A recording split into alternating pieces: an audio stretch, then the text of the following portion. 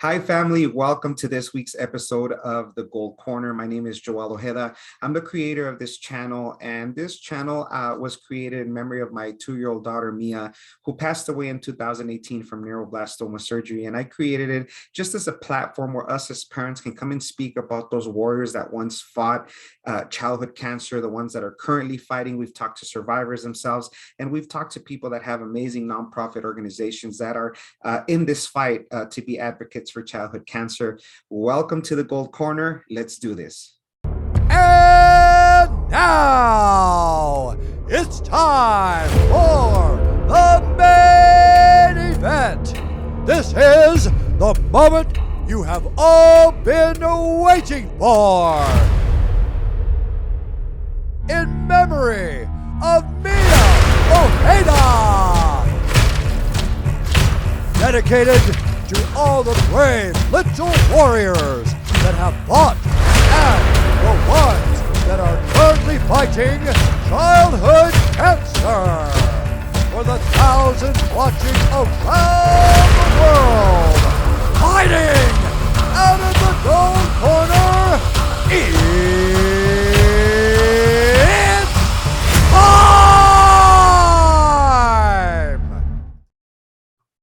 And it's definitely time to talk about these warriors and the lack of funding and all of this. And our following story, it's really going to touch your heart. It's something that just happened recently. And it was a beautiful princess, a beautiful warrior, Nora, that I had been following on social media. And I had the honor of reaching out to her mom, to Tiffany McConathy, who's joining us from Hot Springs, Arkansas. And she's going to be sharing with us the story of beautiful warrior Nora. Tiffany, thank you so much for joining us. Yeah, we had a little bit of an opportunity to talk right now, and I told you I was going to start crying, and I have. So Tiffany, thank you so much for joining us. Welcome to the Gold Corner, and the floor is yours. Hey everybody, like you said, my name's Tiffany. My daughter Nora recently passed away on February 19th of 2022. Just 2 weeks ago. She was diagnosed with ETMR in November. So I'm going to give y'all a little bit about her story. But first, I'm going to take you back for my story. It's kind of a story of faith and God's provisions for our life through this horrific tragedy. In 2011, I graduated RN school, and I wanted to work in the ER or the ICU, but I couldn't get a job in those areas. I had an associate degree, and they wanted experienced nurses to work in these areas. And a friend of mine called me, and she's like, "Hey, come work with me on this oncology unit." I was like, not happening, not gonna do it. That's too sad. Didn't know anybody with cancer. Nobody in my family had cancer. And I shut that opportunity down. A couple of weeks goes by. She calls me again. She asked me if I'd found a job, and I hadn't. So she's like, "Just come work up here, get some experience, and then you can transfer and go work in another area." And I was like, "You know what? That's pretty solid advice. I think I might do that." So I go interview and get the job, and I start working on an oncology floor at our local hospital. About 2 weeks into the job, I knew God had put me in oncology for a reason. I fell in love with a lady with colon cancer, and she showed me that the patient relationship was so different than any other field I'd worked in. Med surg, the critical care areas, you just didn't develop patient relationships like you do in oncology. So that started my career in oncology, which has now been almost 11 years. I got my nurse practitioner degree in 2016 and subsequently got a job as an oncology nurse practitioner. And I'm also certified in oncology as a practitioner. So I had been doing that for 4 years and had Nora in December of 2020. So she was a pandemic baby. I actually found out I was pregnant with her 1 week into quarantine, our original quarantine. So of course that was a scary, uncertain time, but pregnancy went well. I had no complications. I actually went into labor on my due date, and then she was a happy, happy baby. She was always smiling. She was crushing her milestones. And in September of 2021, she developed a right-sided facial paralysis. And so my husband, he's like, she can't move the side of her face. And I was like, well, this is either really bad or really benign. And I thought she either had Bell's palsy or a brain tumor. And that's exactly what I told my husband, to take her to our children's hospital here in Arkansas. And they evaluate her, and the ER doctor says, yeah, it kind of looks like Bell's palsy, but I'm not making that determination. She's too young. And so we see a pediatric neurologist, and she comes in. Nora has no other deficit.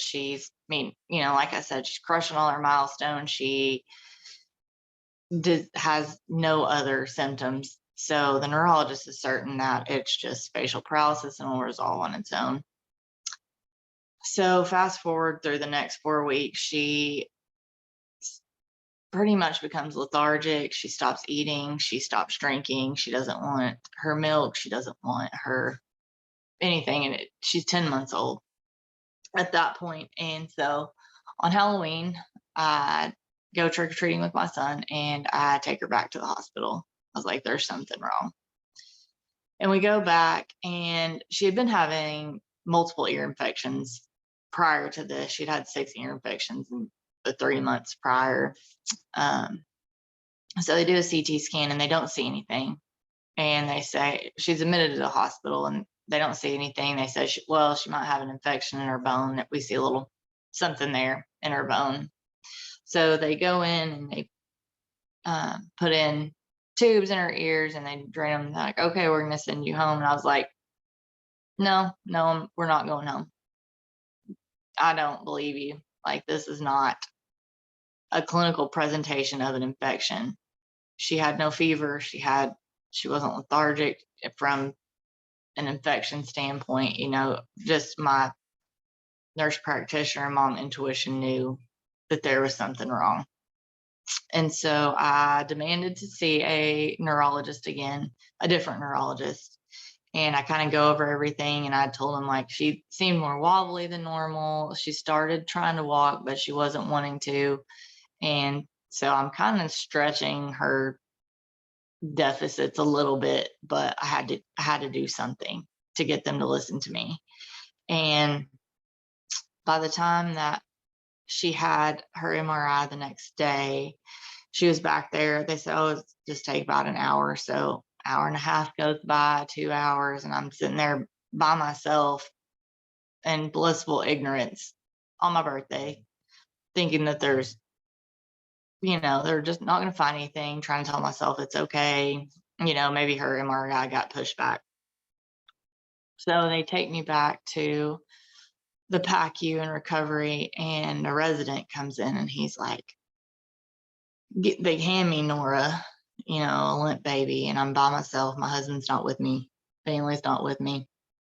And he says, your daughter has brain tumors. And of course I melt in the floor, because it was a tumors with an S. It wasn't one tumor. It was more than one. And I'm like, well, what is it? Where are they? And he's like, well, and we ended up doing MRIs down her spine, and we didn't see anything else. So he tells me there's 2 tumors, and they're all, the rest, everything looks good. Well, I digest this news. I call my family. Of course, we have a 4-year-old son as well at that point. And my husband couldn't just leave him here. So my mom comes to stay with me. The next morning, they have the oncologist and a neurosurgeon come in. And the neurosurgeon come in, and he says, well, she's got so many brain tumors. And I'm like, what? And he tells me that she doesn't have 2 tumors. She has multiple tumors. And not only does she have that, they're all the way down her spine, from her top of her neck to the bottom of her butt.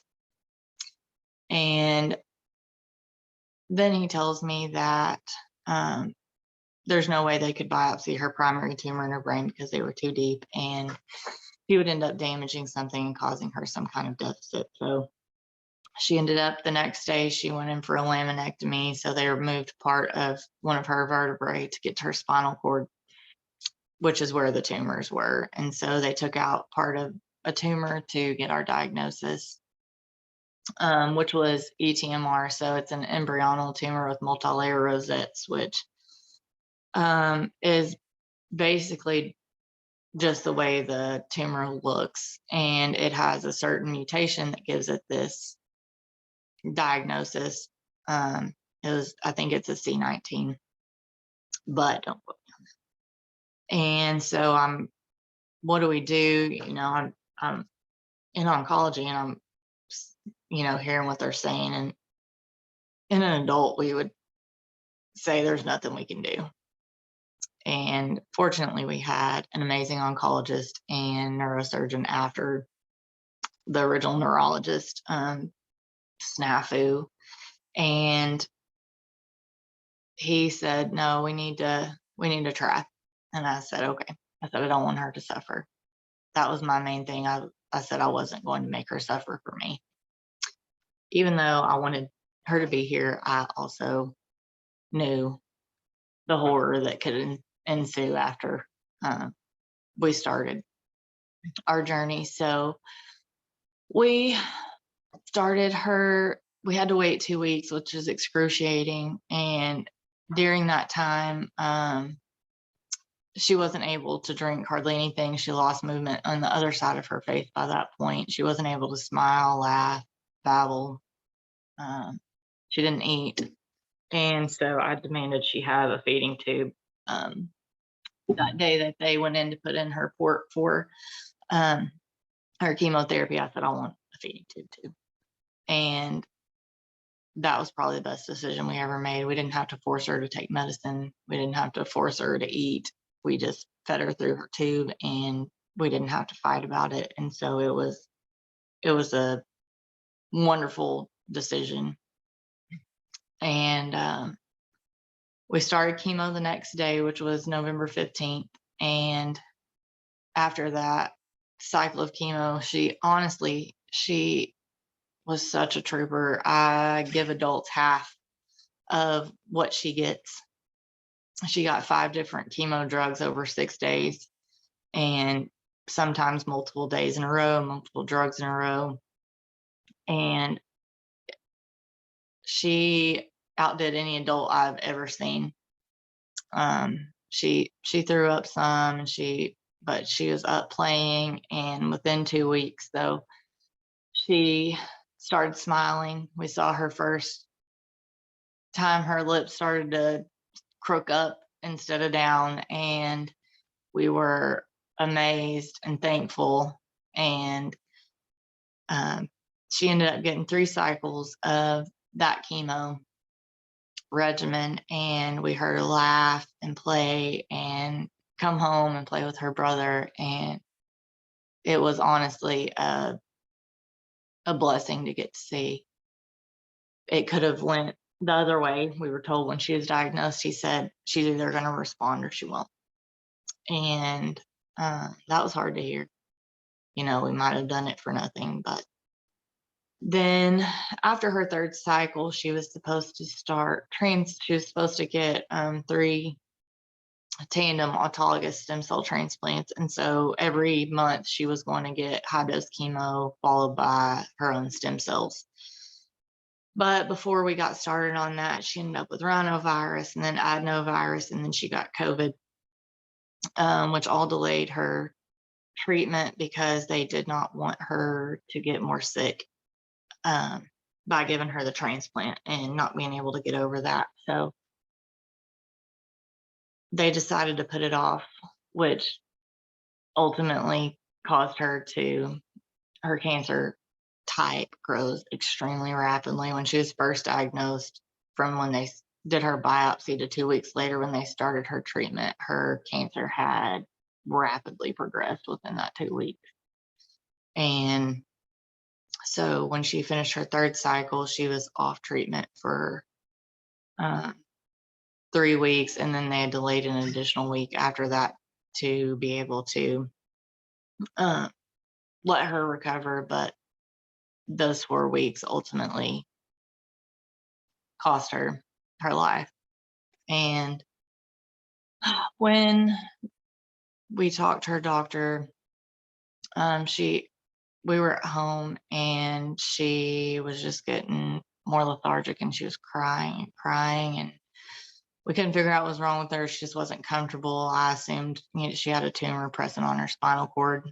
And so I take her to the ER, and they do a CT scan, and they see all her tumors have rapidly progressed. And we knew that that was probably going to happen, but her doctor said, he told me then, he said, anytime she's off treatment or her chemo's delayed, you're going to be dealing with the same thing. She is going to be on high dose, high chemotherapy for the rest of her life to control this. He said it's never going away, but it can be controlled. And he said he would understand if we didn't want to do anything else. And he wanted to get an MRI just to make sure that the CT scan wasn't picking up some sort of weird infection, or because she had also had a blood infection prior to, in the middle of all her viruses. And she, I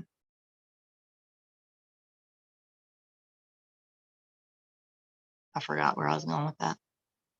Anyway, after we talked to the doctor, he wanted to do the MRI. So we thought that that was an appropriate step. So she was breathing funny before they took her back. And in my heart, I knew that she was not going to come off the ventilator after she was sedated. And of course, I tell myself, during the process, I'm like, you're just being over dramatic. She's going to be fine. Just telling yourself these things to calm yourself down. And again, the MRI that's supposed to take an hour and a half, 2 hours, 2.5 hours. And then her oncologist comes to talk to us, and he confirms that her cancer had widely progressed, all in her, in her head. Her spinal tumors had actually looked a lot better. Both the ones in her head all looked worse, and there was a lot more of them. And so we had decided at that point we were going to take her home with hospice. We weren't going to put her through high dose chemo to suffer, just to keep her here with us. And so we were like, what's taking so long? And he's like, let me go find out. He's like, I don't know. And so he goes and he finds out, and they can't get her off the ventilator. And so basically she would not breathe on her own after they sedated her. And so we waited and waited, and the sedation medicines wore off, and she was in the PICU, pediatric ICU. And the doctors come in and they tell us that, both of her pupils are fixed and dilated. And I mean, I knew what that meant, but my husband's like, I don't know what that means. And, he gets kind of upset with the doctors, and basically I had to tell him that she was brain dead. And so she had passed away essentially during her MRI.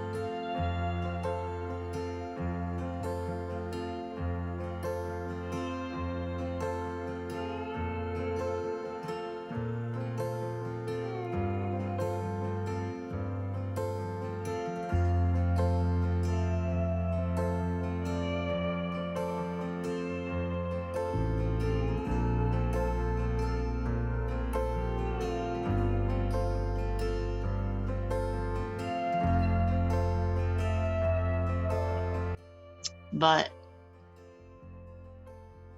while that hurt, I was thankful. She was not in pain. She wasn't hurting.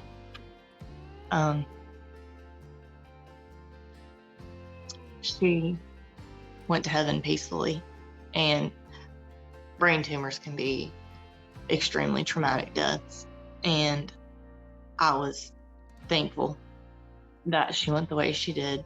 My family got to come tell her bye, and we got to hold her and love on her before we ended up turning the ventilator off, and she passed probably 20 minutes after the ventilator was turned off. And so it, as traumatic as it was for us, it wasn't traumatic for her, and for that I am grateful. But through all this, you know, we've had our Prayers for Princess Nora Facebook page, and we've had so many people following our journey and praying for us and supporting us. I've met other cancer moms and angel moms and dads, and there's so many kids that are fighting cancer that I think we all put our head down and we see the cute little kids smiling on these commercials for St. Jude, and you don't think another thing about it, but what they don't show you is the pictures of the ones who didn't make it, the ones who are sick, the ones who look like they have cancer. They show you these kids who are probably going through treatments that are not horrible, and they show you this pretty picture of a kid with cancer. And I,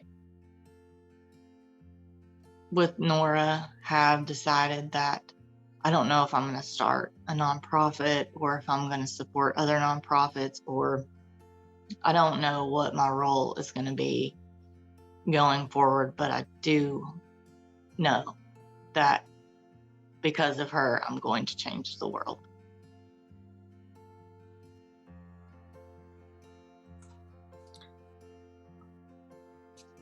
Tiffany, well, first of all, thank you for sharing your story in detail the way you did. Just several things popped up of your story, you know, and this is one thing that I tell all the viewers, you know, that watch is, you know, they want to, I don't know, for some reason they want to put childhood cancer as it being rare.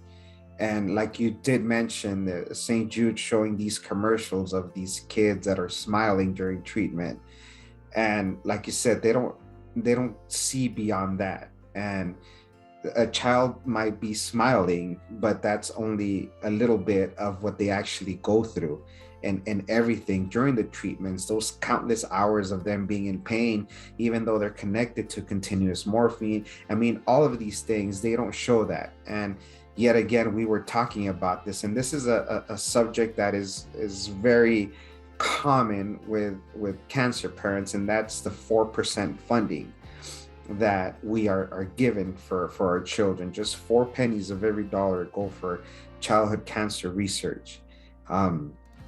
And that is ridiculous. That is ridiculous, especially with all the money that the government is spending on other stupid things. I dare say stupid things, when our children are dying because there's not enough research, and the doctors are having to say we don't know what else to do, or we've done everything we can do, you know, when it comes to our children. And one thing that you said right now at the end is you're going to change the world, and we talked about it briefly.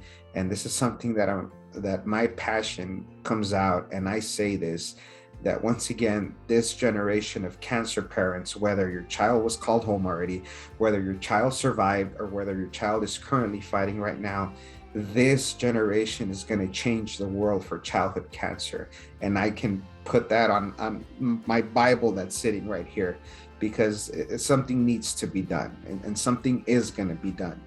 And you know, beautiful Nora just went home a couple of weeks ago, literally.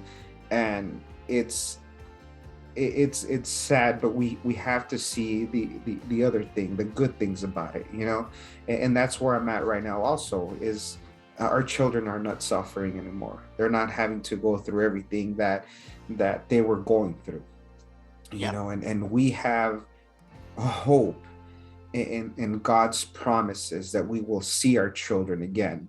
We Mhm. know what we have to do, and we know what it is that has to be done.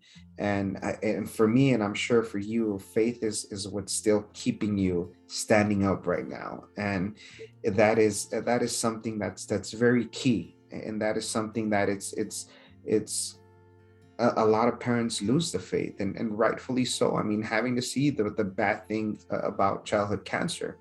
Um, but Tiffany, what I mean, obviously the faith is what has helped you. And I know we're only, 2 weeks out.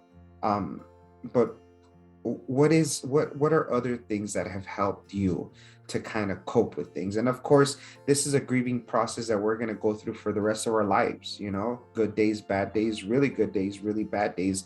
But what has helped you through all of this? My son, having him to get up for every day. Actually, the day after Nora passed was his birthday party.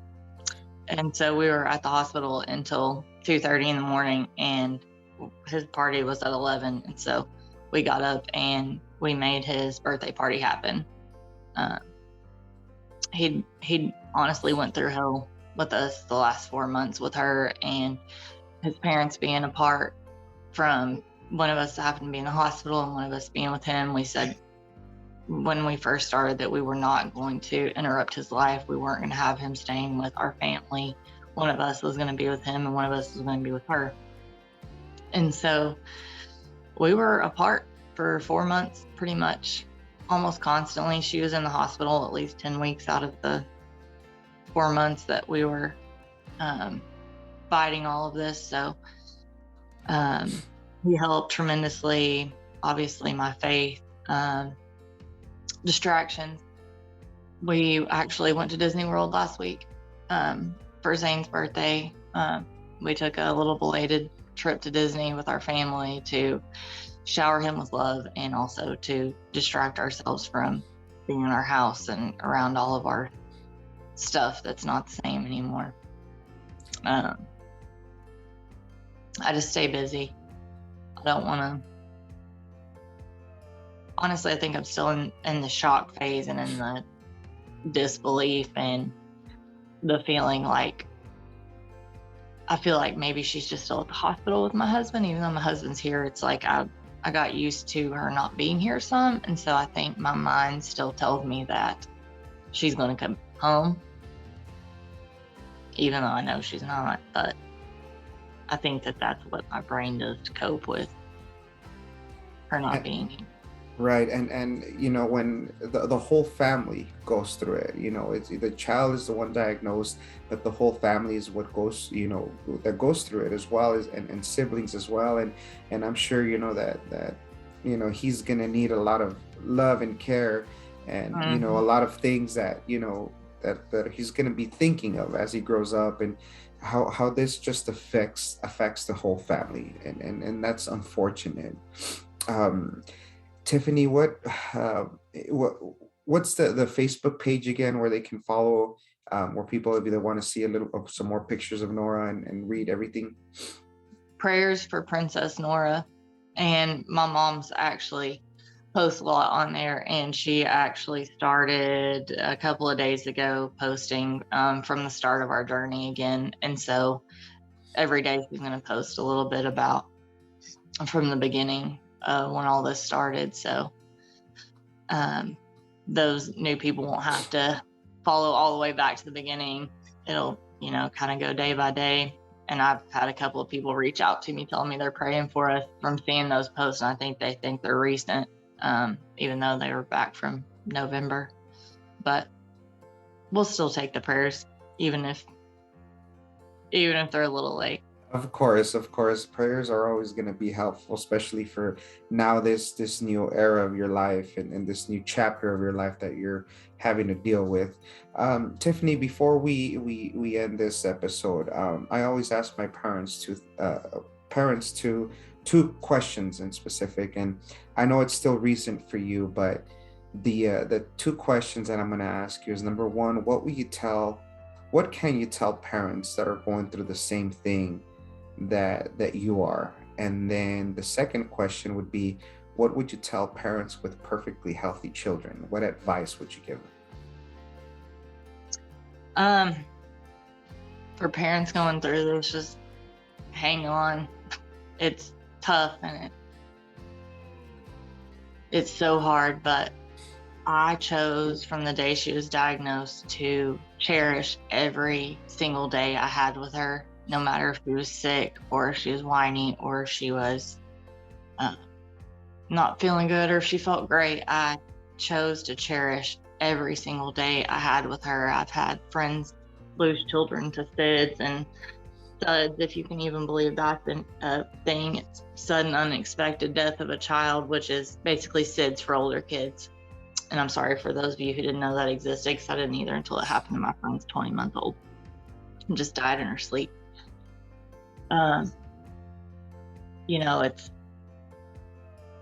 You can lose your children in an instant. And I chose, even though my kid had cancer, I chose to be grateful for every extra day that I got to spend with her that she wasn't called home yet. So just take those days and cherish them, no matter how hard they are. And then for parents of healthy kids, the same thing. Whenever you feel like your temper's a little short, or they've spilled a drink for the 6th time today, or they are grating on every nerve you have, just give them some grace and remember that they have bad days too, and they love you so much. And I see that with my son. He loves me so much, and I sometimes was so frustrated and with him being a kid that I forgot to be thankful that he's a kid. And a lot of people, he's going to kindergarten in August, and a lot of people ask me like, oh, are you so sad that he's going to be going to kindergarten? I'm like, absolutely not. He's growing up, and I am thankful that I get to see him grow up, because not all kids get the chance.